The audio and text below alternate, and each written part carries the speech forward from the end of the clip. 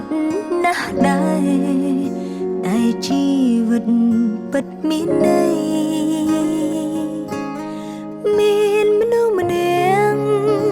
អបក្រសោបរាល់រាត្រីហត់ណាស់រាល់ថ្ងៃ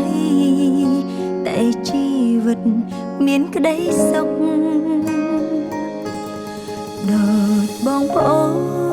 នប្រៀបដូចដៃគូជីវិតអាចជាមិត្តជាឱសថបំបត្តិទុក្ខឈ្មោះជាម្ដាយតួនាទីជាឪពុកផ្លូវខាងមុខហែលឆ្លងជុំនេះរួមគ្នានាងជាដួងតារាដែលទេវតាបានប្រទាន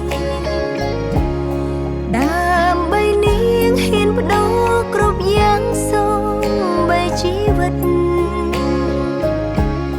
ភាពកក់ក្ដៅដោយក្តីស្រឡាញ់ពីបេះដូងពិតកត់ត្រារាល់គ្រប់ពាក្យពេចន៍គ្មានថ្ងៃនឹងភ្លេចលោកដល់ថ្ងៃសូម Single mom ចូលចាំកុំ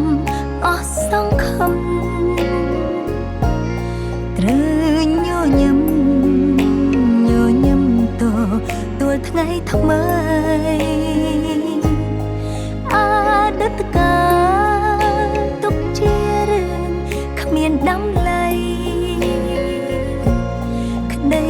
ស្រមៃយ៉ាងអ្នកបងកើតខ្លួនឯង